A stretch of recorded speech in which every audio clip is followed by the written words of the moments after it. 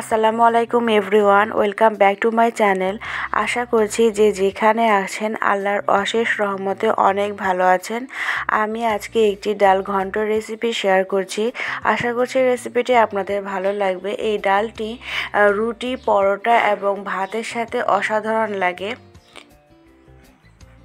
রান্না করে নেওয়ার জন্য এখানে আমি নিয়েছি 1 কাপ মতন মসুর ডাল।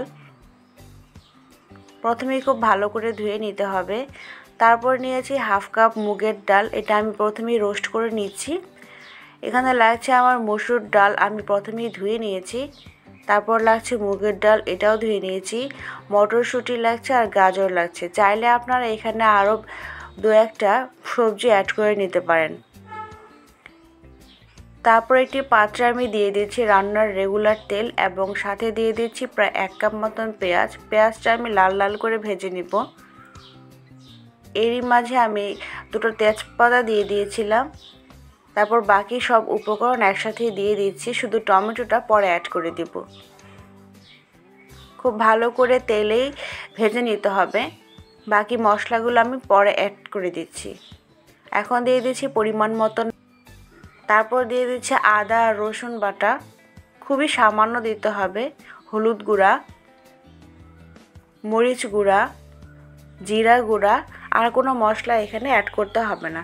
গুঁড়া মশলা এই 3টা দিলেই হবে। তারপর দিয়ে দিচ্ছি পানি। ডালটা তারপর যখন বলক চলে আসবে সেই মুহূর্তে দিয়ে দিচ্ছি টমেটোটা পরে অ্যাড করে দিচ্ছি।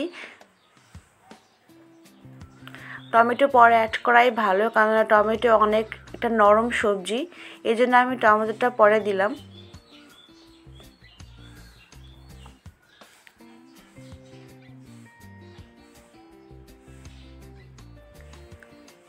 ডালটা হয়ে গেলে ফোড়নের জন্য আমি অন্য একটা পাত্রে তেল গরম করে তাতে দিয়ে দিচ্ছি রসুনটা যখন বাদামি কালার হয়ে আসবে ঠিক তখন দিয়ে দিচ্ছি পেঁয়াজ কুচি। তারপর 2টো শুকনো মরিচ আমি এরই মাঝে দিয়ে দিয়েছি। এখন ফোড়ন দিয়ে দিচ্ছি। আমার ডালের ঘন্টটা মোটামুটি রেডি।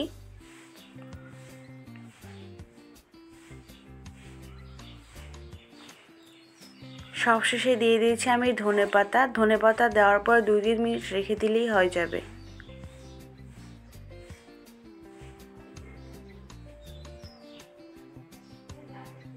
অন্য একটা পাত্রে তুলে নিয়েছি। আশা করছি রেসিপিটি আপনাদের ভালো লেগেছে। এটি রুটি, পরোটা কিংবা ভাতের সাথে অসাধারণ লাগে। আমাকে কমেন্ট করে জানাবেন কেমন হয়েছে। তাহলে আজ এখানেই রাখছি। পরবর্তী এপিসোডে আবার অন্য